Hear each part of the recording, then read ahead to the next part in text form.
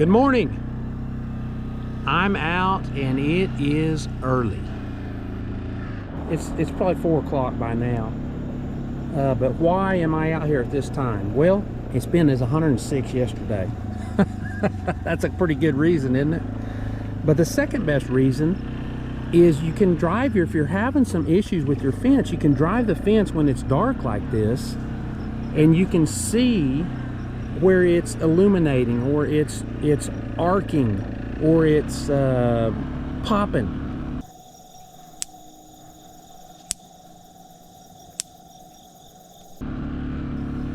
And it's just a real quick, easy way to find a short. But that's not exactly what this video is about. I'm going to cover something that is possibly the most important tool that we use. And a lot of people in our line of business use this and have problems with it. I'm going to cover the things that I've learned over the last 30 years in regards to this. So let's take a look. I'm talking about the energizer that runs our electric fence. And here is where we keep the tool.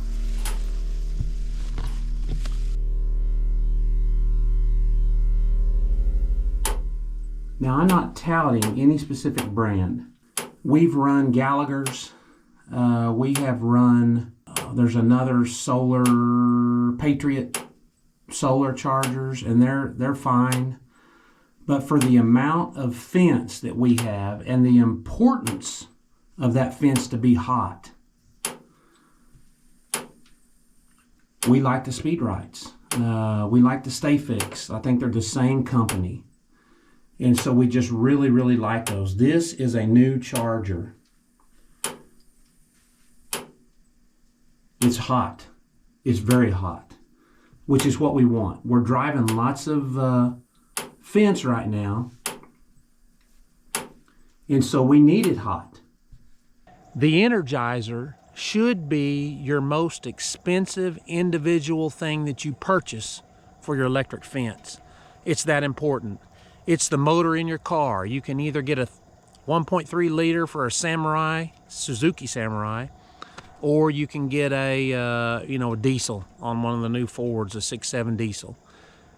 And it depends on the application, how much wire you're running, the load on the wire. That means the brush on the wire, the anything that's going to draw power from the wire. That's all specific to the motor or to the Energizer. So you've got to weigh all that things. But I've said this before, don't skimp on the Energizer. Everything functions because of that. Okay, now just because you get a really good Energizer, that doesn't necessarily mean that it's going to function properly unless you follow the directions on installation. And I'm not going to go over the directions for installation of an Energizer because they all may be slightly different. But I can guarantee you they are all going to have a ground field. And it is critical that you set your ground field up correctly and you set it up the best possible for your area. For example, this is a live spring that we have that runs right here by where we have our Energizer set. And we set it here on purpose. It just so happens we have power in there also, but it's a perfect spot to have a ground field. So for our setup, we've got all the ground rods in this spring, and they're 6-foot galvanized rods that we've driven in the ground as far as we can go and still have just a little bit sticking out of the top to connect the wire. So then as we look down through here, you can see that we have 1, 2, 3, 4, 5, 6, 7, 8, 9, and I'm sure there's another one around the corner because I think there was 10 rods is what they wanted. And they wanted them 10 foot apart, if I remember right, for our setup. So we've got a phenomenal ground system. Now, guess what happens to your ground system when the ground is dry? It has a real hard time functioning properly. So a little tip that you can do if you're set up where it's applicable is get the best ground rods you can get. If you don't have a spring or a wet area to put your ground rods, get your water hose out and wet the area. That'll help. Number 2, connect your ground system to your perimeter fence. Most people have a barbed wire or goat fence that's got steel posts and steel braces, and that's all connected together all the way around your property. What a ground. Go ahead and hook that up when you're in a drought, and it will allow the circuit to be completed. In other words, the animal to get shocked a lot quicker and a lot easier because the ground is closer to where they are when they touch the fence. If you've got a fence that goes 5 miles away like ours does, and your ground is 5 miles away, that's a long distance for that to travel to get them. But if I hook it to my perimeter fence, well, my perimeter fence is connected all the way around.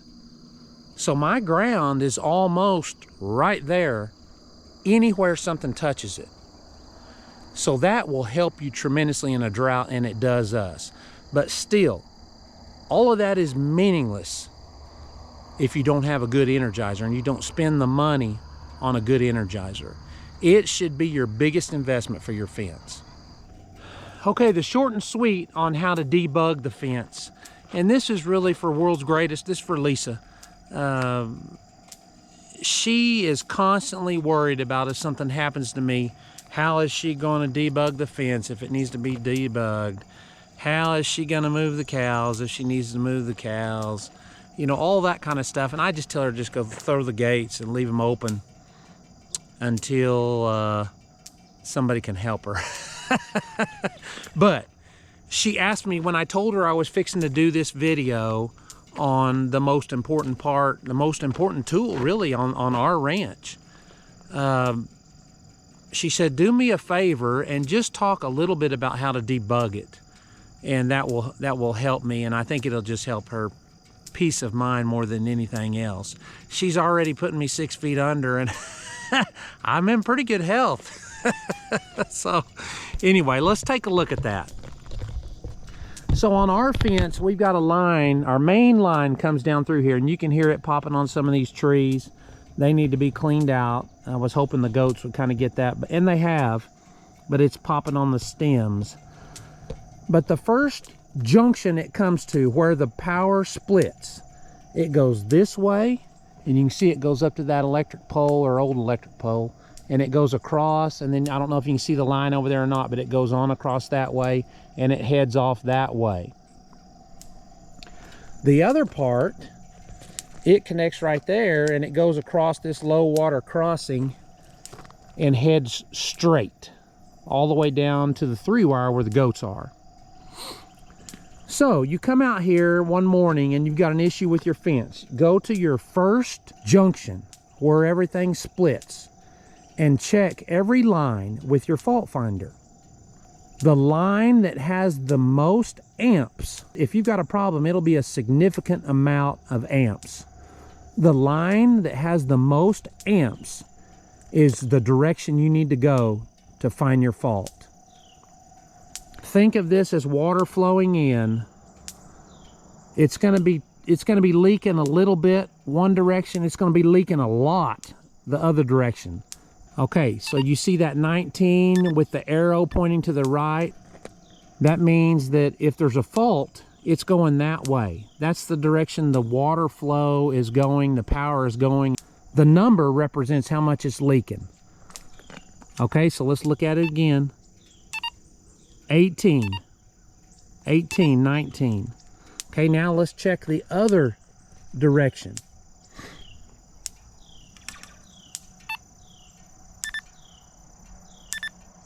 47, 48, 47. Okay, so we got 19 and we got 47. So we need to go this direction. This is where all of our water is leaking out. And so we'll follow this line until we get to another split, and we'll do the same thing. And the arrow tells us the direction the fault is, which it's the direction that the water's flowing. So when we get to that next junction, we'll do the exact same thing. We'll check one side, it'll give us 10 amps. We'll check the other side, it'll give us 45 amps, or 45 that way, and we'll go that way. And you just keep doing that at every junction. It'll eventually whittle you down to where you're on the line where your issue is. And you can go along that line and use this to find out exactly where it is. And I don't know if I can rig that up. Let me see if I can go down here and rig that up. Okay, so let's assume that you've gone down through here and you've found the stretch. You came from this direction down here, and you've been running this fence because each junction you came to led you to this fence. And so you're coming down through here and you're checking on, what I typically will do is I'll check on both sides of an insulator if I'm not sure if an insulator's bad, because those do go bad eventually. So I would check on both sides. So I'm gonna come here and check it. 99, okay, that's not it, it's that way. So I'm gonna check on this side of the insulator. If it's the insulator, the arrow will point back this way, or the 99 will go almost to 0. Okay, so it's still pointing to the right. Okay, so you would just continue on down your fence, checking spots like that. And at some point, see, you're gonna get to where you've passed it, and your arrow is gonna point the other direction, or your amps are gonna go way down, which is your leak. Your water leak. So like I said, I've already set this one up where there's a short down here. So I've already checked this insulator, it's good. So I'm gonna come right here. 99. Okay, there's my short. I put in the fence. I'm gonna come on this side of it.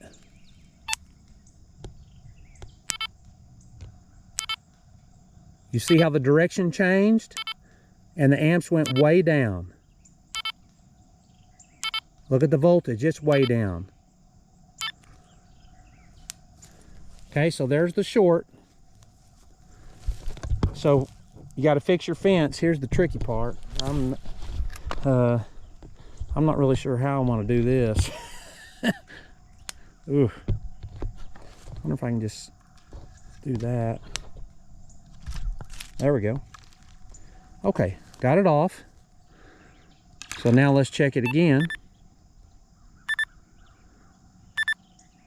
9,300 volts. There's still quite a bit of amps going to the right, but that was a direct short. Odds are I probably have a little bit of an issue on the fence that direction. So if I wanted to continue debugging, I would continue down the line and continue going to each junction. When I get to the junction, I check both sides, go the direction it tells me to go. And that's it. It's not that difficult. It's something that it just takes a little bit of practice, and you start learning what it means and things like that. But that's the basics on how to track it down. So Lisa, there you go. You can do it. Just don't touch the fence. I had a guy coming through here on the ranch. I don't remember what he was doing here, but he saw me setting up these single wire electric. He had stopped and he was like talking, we were visiting, whatever. And he says, what are you doing that single wire for? And I said, well, this is mainly for the cows, but it'll eventually be the top wire for the goats. And he said, I don't understand how that single wire will keep a cow in. And I said, well, just reach over there and grab a hold of it. And he goes, oh, no, I don't want to do that. And I said, that's how it works. You know, obviously, there's multiple different types of electric fencing you can use.